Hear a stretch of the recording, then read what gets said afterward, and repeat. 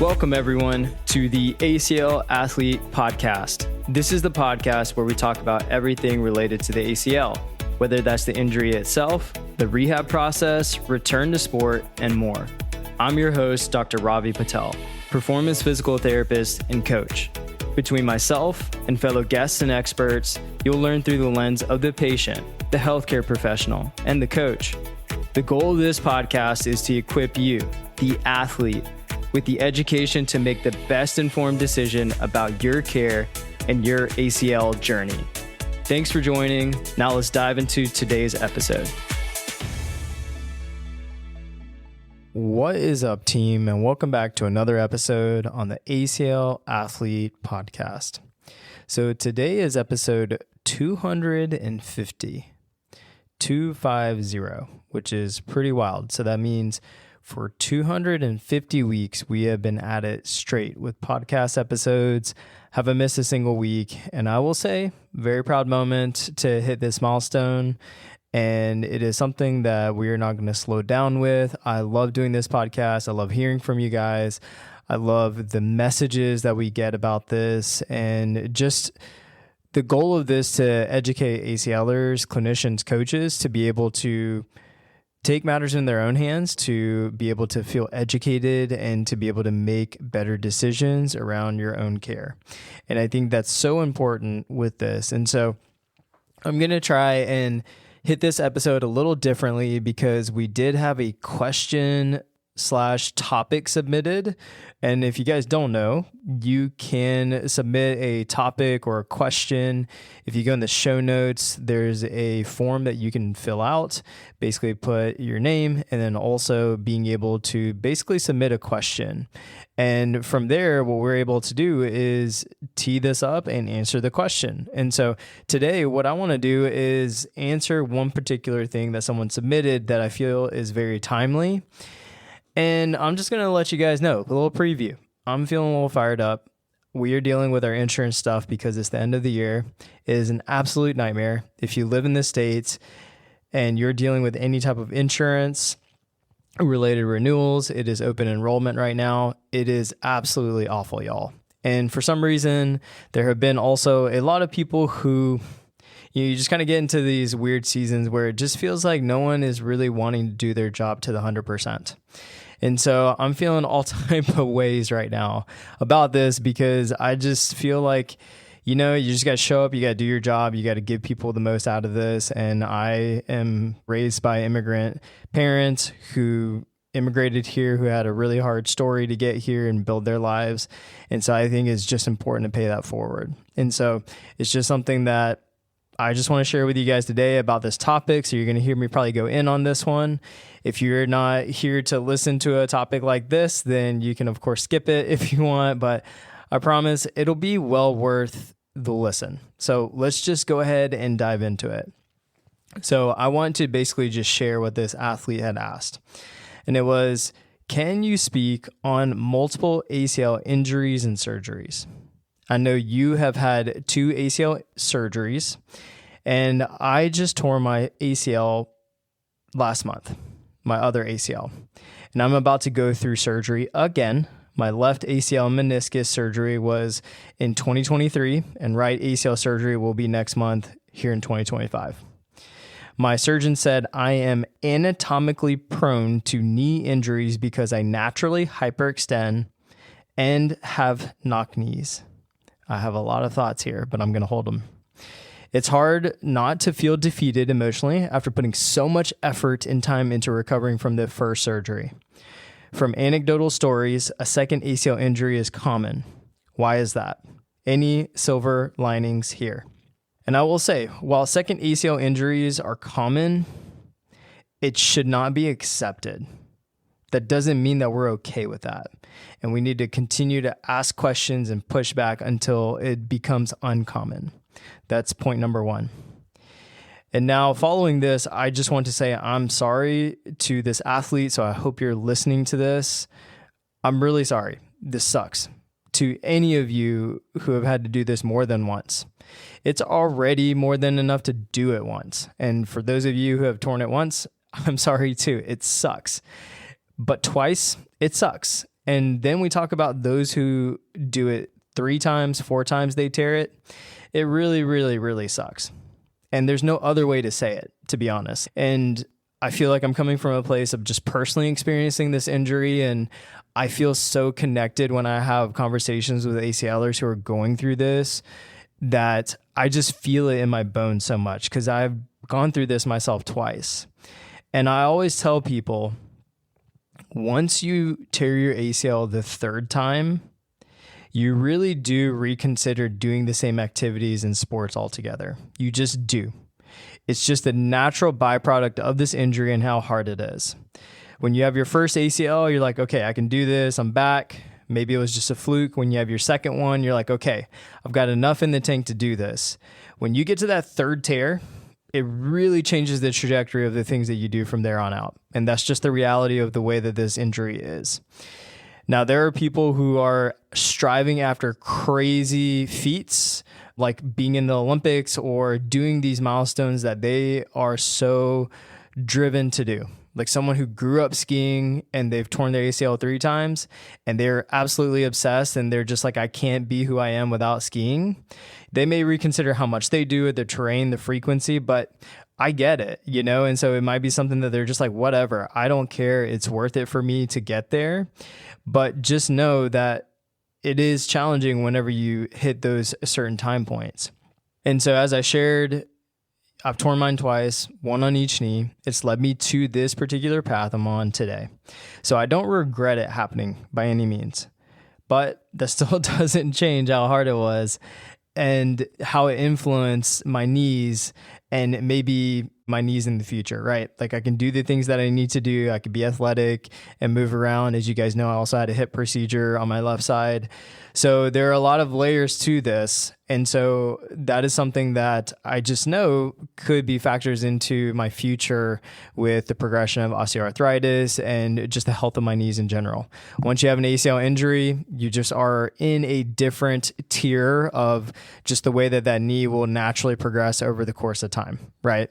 And so this is just something that is important to share, but then also just know that it is a matter of each person's individual story, their trajectory. And so in terms of this question, I want to answer this first by starting with the re-injury rates. So ACL re-injury rates are at 20 to 30% right now. If we take the just general body of research, you can see some that are like 2 to 7 times more likely based on certain populations. You could have other re-injury rates based on how quickly they return and whatnot. But if we just kind of look across the research, 20 to 30% re-injury rates across ACL injuries. And 70% of ACL injuries are non-contact, meaning they were not directly hit. And as we know, if someone is directly hit, that is a contact-based injury. If someone is driving on the road and you're driving on the road and they hit your car, you had a contact-based injury with the car, right? If the car just kind of breaks down without no one touches you, you kind of had a non-contact injury to the car, right? Like that was the car's fault. And so then therefore, with this said, like non-contact injuries for ACL are 70%. So majority of ACL injuries are non-contact based where no one touches them. So then therefore we're like, okay, why does this happen? And I think this is something that we just need to make sure we understand, because if we're taking 20 to 30% of people, that's roughly 1 in 4 people who tear their ACL will go on to have another ACL injury, right? And so that's something that's really, really important here for us to factor into this. And this statistic is something that I also think about a lot. Like when I recently saw in surgery, when I was shadowing the 15-year-old female athlete who was on her second ACL injury on the other side. Her first was when she was 10. And this was the one who was also a soccer athlete, competitive family, played sports year round, never stopped. And so there are a lot of layers to this. But I always think about, I wonder what contributed to this, and more so, why did she re-injure it or re-injure the other side? And so that's something that's really important. And one caveat here is for initial ACL injuries, it's even more challenging to know for non-contact injuries what was the factor related to it. And you'll hear me talk about this here soon, but basically, even with re-injury rates, there are other factors that layer into this. But with the first-time ACL injuries, there's a lot of challenges in finding out what exactly has caused it, because I think there are multiple layers to this, and we know this based on the research. There's no definitive, like, this is why. Yeah, sure, people can blame like an athlete's menstruation, for example, but there's nothing concrete right now. I know there are studies that are potentially going to be in the works here to search that, but I think we're looking at the wrong stuff, to be completely honest. But I think it is something that we need to know, okay, what are the different factors that play into this? What are the ones that we can actually influence? What are the ones that we can't influence, right? So I think that those are important pieces here in terms of thinking about ACL injuries and in terms of the things that could be modified and might not be able to be modified. But when we look at why, especially from the ACL re-injury standpoint, and I think that's where we make our most effective mark here, not on the first one. While we can do our best to train people and put them in the best positions for that first ACL, I do think that we can really leave a very strong mark on re-injury rates. And I think the re-injury rates are very much due to two main things. If we just kind of generalize it across the board, this is my personal take on these things. I think number one is that people are not properly getting tested before they get cleared or returning to their sport and activities. Majority of people are just getting cleared based on timelines still, or just not really good testing. And so we still see this pretty regularly. People walk into their surgeon's office. They'll do 5 to 10 minutes with the surgeon, probably 5 minutes. They'll say, you're good to go. And they'll do a table test, but there's no formal like, hey, this is the standard we need to reach, outside of like, hey, you're at 9 months. I can't really do anything in this like small little office room here. So you're good from my end, which is very disheartening, but is the reality of what is happening to majority of people. If we take out professional sports, collegiate sports, which even happens in collegiate sports a lot of times, but in general, if we just kind of take most people, they're not getting tracked through this whole process and they're not getting tested properly to be able to go back to sport. That's the number one problem. If we can test, we can find problems. But the thing is that if we don't test, we'll never know what problems exist or what gaps exist. So people just assume they're good, especially if a medical professional says it. The second point is, did they have an individualized plan and programming to get them fully back and see it through? And I think that's another big layer to this, because overall, physical therapy, physio, ACL rehab is very generic across the board. It's the same exact thing across most protocols. It's all time-based. People are progressed at different rates, mainly just because of what timelines exist. And they're like, okay, at 12 weeks, we do this, at this point, we do this. And then we also have just a system-based issue. And it's not just the US, but across the world, where it is challenging for people to see this entire process through. You're talking about a 9 to 12 month process, being able to have enough frequency of visits, but then also making sure that the skill set of the PT and the bandwidth that they are working with can provide enough support during this to be able to make sure that they're continuing to progress through it, right? So that's the two things that I think from a re-injury standpoint, poor testing, poor programming, and individualized planning are the two main layers that layer into why people get injured again. And the thing is that if we had testing, we would see the gaps, so then therefore we wouldn't clear people to get back to sport and delay things and get it right. And the thing is that programming is going to be that thing that kind of closes the gaps on this, right? To make sure that we can get people back to doing that and pass the appropriate tests to get them ready for sport. Now, don't get me wrong. People can do these things really well and still get re-injured. It's not like it's 100% positive. Like if you test well and you do all the right stuff, that you'll be bulletproof and never get injured again. Anyone who says that is completely wrong, because if you're going to especially play sports or put yourself in traffic where you potentially could injure again, then there's always a likelihood. There's never 100% chance of prevention. It just doesn't exist per sport, because by nature of sport, you're choosing to take your car into traffic. So you don't know what the roads are going to look like. You don't know what the car can do in certain conditions. And you also don't know what other cars are going to do, right? So therefore, we can't predict that 100%. Now, having worked with hundreds of ACLers at this point, our team as a whole have worked with so many, I do know that the rates are not 20 to 30% if these two things are done right. Regardless of sport, regardless of population, we should be in a single digit re-injury rate if we were doing this right. And I believe that if in a perfect world, if we were testing, individualized programming, monitoring athletes better, making sure that they're not overdoing it, like kids playing year-round sports, for example, where they get no rest or training, they're just literally playing their sports and the same stress is over and over, for example, then I think that we could get these re-injury rates down significantly. And I believe that these factors play a big role in it. Now, an important part I want to address is what the surgeon said. That is something that So I'm going to share what that surgeon said, and then I'm going to give you my take. So she said, my surgeon said I'm anatomically prone to knee injuries because I naturally hyperextend and have knock-kneed. It's hard not to feel defeated emotionally after putting so much effort and time into recovering from my first ACL surgery. And now, if you're listening and you have children in the car or around you and you're listening out loud and don't like cussing, then please mute it for a second, because this is absolute bullshit. And I don't cuss often on this, but this is something that just boils my blood, because it's just something that the surgeon cannot confidently say this is why she tore her ACLs. No one can. I've seen some people who have the worst movement and knock knees that you would say in the world, play sports for years and never tear their ACL.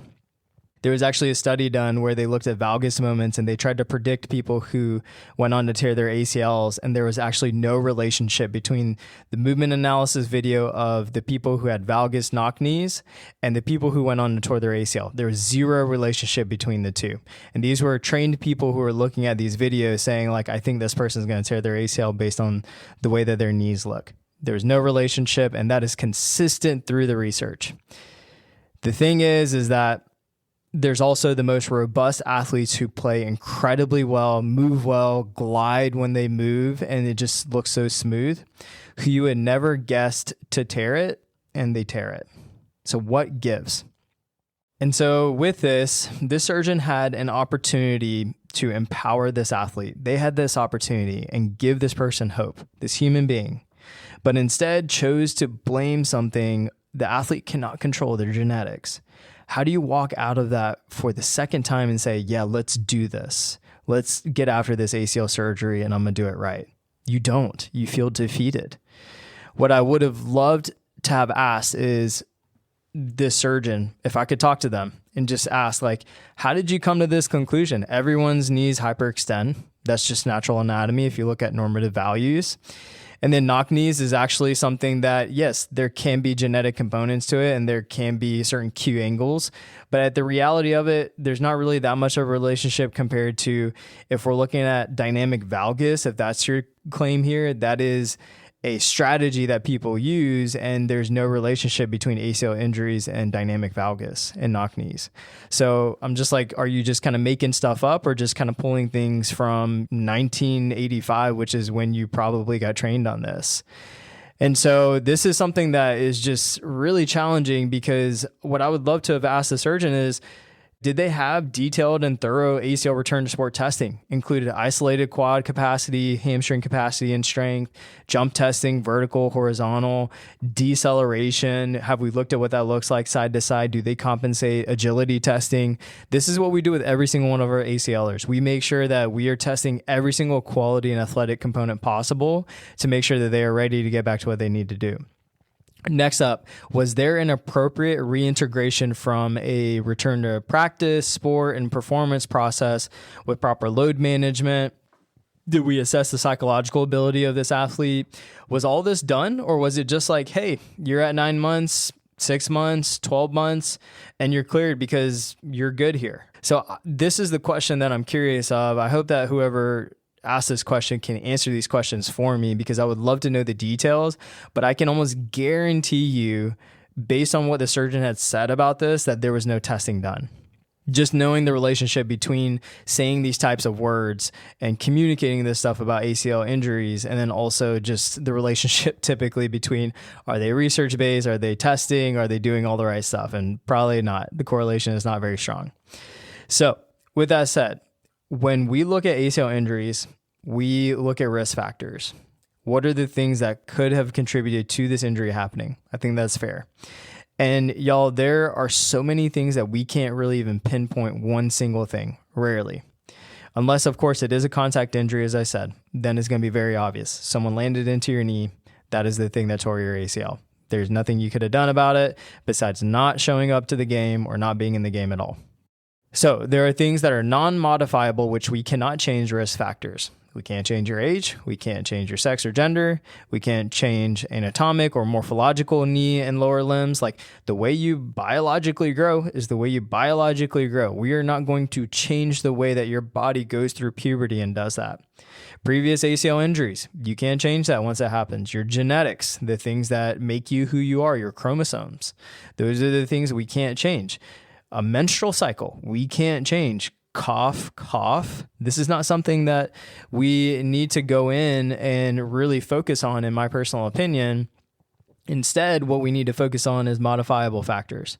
Biomechanics, athletic qualities such as strength, power, fatigue, conditioning, rest, recovery, return to performance criteria, load management, timing of returning and doing these things, the graft itself, the surgical factors that contribute to it, access to lifting in the gym, nutrition, sleep, etc. These are all things that we can change, we can influence, and we know that people are more resilient, less prone to injury if they're able to influence these particular things. Not if we track a menstrual cycle and see if someone is on the cycle, certain parts of it, there's so much messiness with it. And I know that there are things that may be correlated with it, but I think we'll notice that it's a small piece of the pie compared to how much female athletes, for example, are not getting access to the same level of training and resources to be able to develop as they age. And then all of a sudden they're playing sports year round, especially soccer, right? They're just forcing their body through these like puberty type phases, and it ends up being a lot of stress to the body, and they don't have enough of like a background or foundation in strength and conditioning, which we know is typically just the best injury prevention program or reducing the risk of for things to come. So those are things that we want to look at and work on modifiable ones versus focusing on things like genetics, which are non-modifiable. We cannot change your Q angle. We cannot change when the menstruation happens. We can't change whether you hyperextend too much. So those are things that we can't change. And so there are many more factors that I really didn't list here because I'll save you guys on this, but I think it's important for us to understand, okay, what are these risk factors that potentially contribute to this? And the thing that stumps me is, why does the surgeon have to pick the thing that would make this athlete just feel hopeless, right? And I'm sharing this because I have calls with athletes every week, consult calls, people wanting to work with us, people working with us, all sharing pretty negative medical narratives mentioned. Don't get me wrong, there are positive ones in there too, but just by nature with the way healthcare is and the way that just the way the jargon and narratives can be, it's easy for things to just be pointed as negative or almost transactional, to be honest. And a lot of times these medical narratives, they can't really back up the claim of them, but it makes them find some sort of blame or scapegoat. And I'd rather people just say like, hey, we really don't know, but here are the things we can control and focus on, versus blaming hyperextended knees or blaming the genetics of the athlete and their knock knees, for example. That's an easy scapegoat, easy way to blame things, when in reality, there's no reality that can be proven. So this is surgeons, this is PTs, this is athletic trainers. These are all kinds of medical professionals and coaches in this place. There's no one that is excluded in this, but we do find that surgeons do have a lot of tendency to have the power in this process. They're a part of the food chain, if you will. And it's just the way that ACLers and people look in this process is like the ortho is the one who kind of is the top of the food chain. And so it can make things really challenging from a physical therapist perspective and other people who are a part of this, because of the power or the kind of like white coat feel that it carries with it. and just honestly, just harder conversations to happen in those shorter windows and in just the confines of what a medical office is. And so these narratives tend to flow a lot from things like this, and it's frustrating.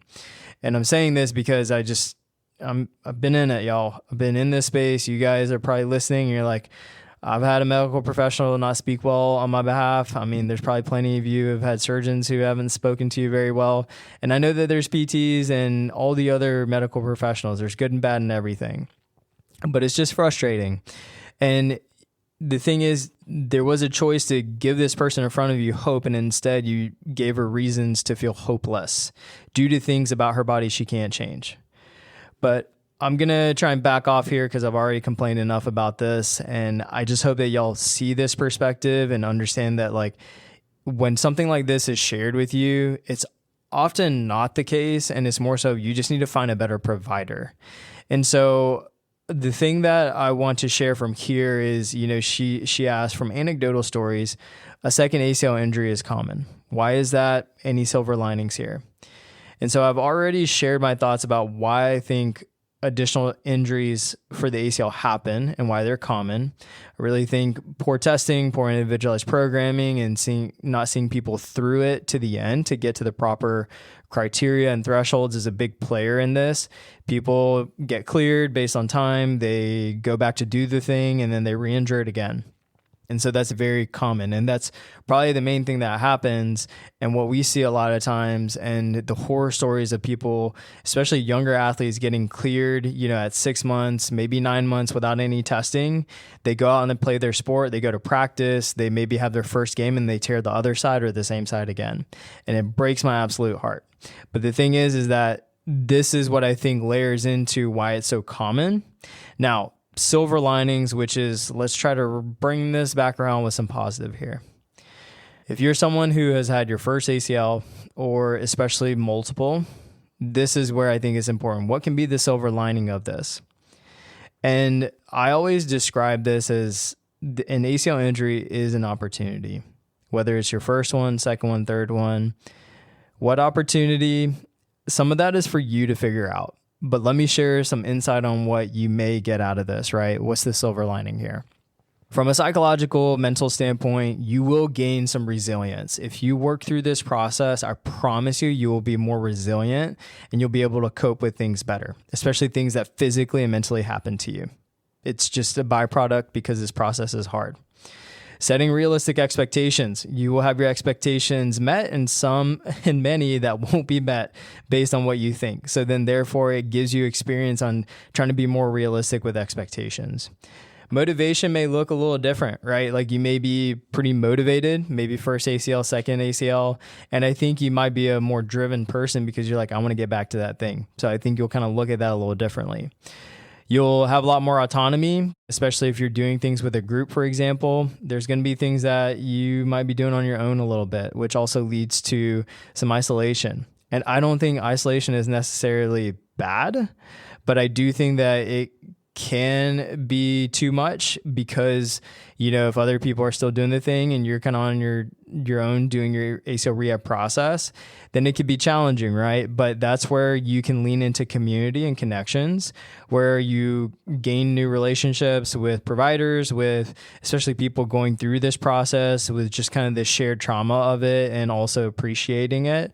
So we have many ACLers who connect and who are also ones who can kind of lean on each other, which I think is incredible. The ACL Club, there are plenty of other outlets out there. And especially if people in your sport, team, whatever it is, to be able to connect with them and share that experience together, right? I think that's super huge, and you be able to create some connection with that. Identity outside of the thing. So I say the thing is like, what's your main thing? I think there's value of being able to look at your identity, especially if you are the soccer athlete, you are the skier, you are the volleyball player, right? That's all you've known, especially if that is you and you've gone through college, even early college and late college and after, and you've just been known for sports, right? That's your thing. And all of a sudden this thing gets taken away from you. Well, what do you got? If you've been playing sports all your life, then it's really hard, right? And so then you got to figure out what else is my identity.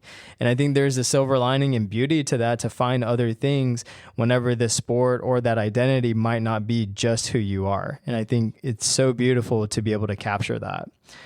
There's post-traumatic growth, like there's trauma through this, and you're going to be able to grow and be resilient, as I shared, and be able to learn from this. You're going to be able to deal with setbacks better. In my personal opinion, you're going to have setbacks in this process. So when things don't go your way in life, you are going to be able to be like, I was here before, right? And I still recall a lot of these things to this day of what I experienced versus, what I may deal with day to day now. I pull from this a lot more than I would ever think, to be completely honest, and I'm appreciative of it. Physically, you're building from the ground up, dial in better form, strength, power, coordination, skills. You can come back better. And I think people sometimes think you can't. We've had people on 1, 2, 3 ACLs, and they've come back and they're like, I'm the strongest I've ever been. I'm the most confident I've ever been. I'm hitting more weight than I've ever done. And so I think that that's an opportunity, and that's what this is. You can prioritize sleep. You can prioritize nutrition, stress management, recovery better. You can understand movement in your own body better, and you can have just a deeper appreciation of movement. And guess what? You're going to take that with you from this process. We always tell our ACLers, this is an opportunity for us to be able to teach you things about movement, nutrition, and just the way to manage flare-ups or like pain and swelling, because this might not be the only time you deal with this through your lifetime, right? So you could take this with you. And we've had people message us sharing, oh, I used that traffic light feedback loop, or I used a 24-hour feedback loop, or I didn't go to my doctor and just get meds. I ended up trying to manage this by titrating things slowly and using feedback loops, for example, or modifying movements.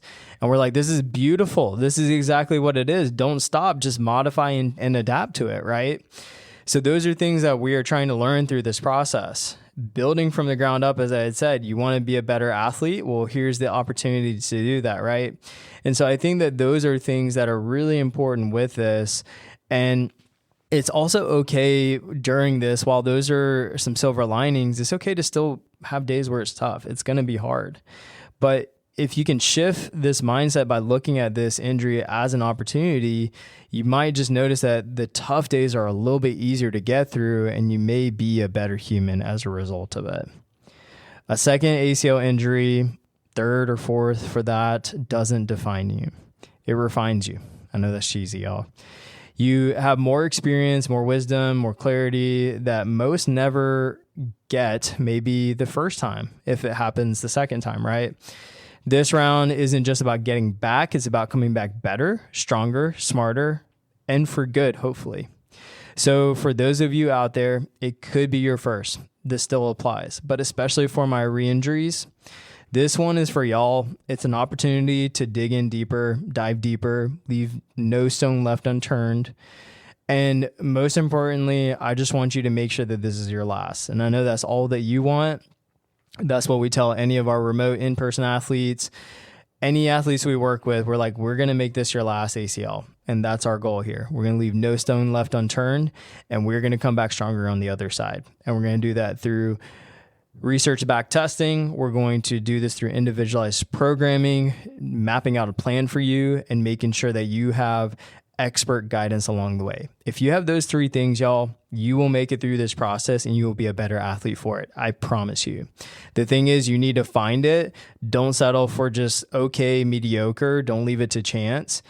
Do this as if this was your best friend, your partner, your kid, whoever it is. Like, if they were in this process and they were asking you this question, what should I do? Tell them, don't stop at just like being 80%.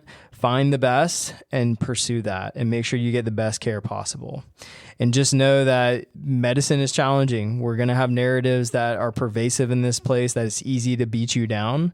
But when you find a medical provider who can lift you up, who can give you positive words and empowering, and to just know that we can get through this together and that they're there to be alongside you in this, That's when you kind of know you're there. You have the right team. You have the right people with you. There's so many incredible humans doing work. On the flip side, there's also some challenging narratives out there. So I would recommend, if you have those, to be able to mute those, keep those out, guard your gates, make sure you don't let those in, especially if it's social media or social forums, but especially if it's your medical team. There are ways to avoid that. And that's by making sure you pick the right people in your corner alongside you the rest of the way. So I hope this helps y'all for episode 250. Just kind of went on random tangents and talking about this, but I want to talk about multiple re-tears. I think it's something that a lot of you are probably listening that have experienced. And maybe some of you that's just on your first one. This all still applies, right? But the thing is that I think it's important for us to understand the landscape of this, what we can do to take control of this more than you think. And I think that's what's important here. So we want to make sure you feel educated and empowered to be your own advocate in this process, because I promise you no one else will. Until next time, team, this is your host, Ravi Patel, signing off.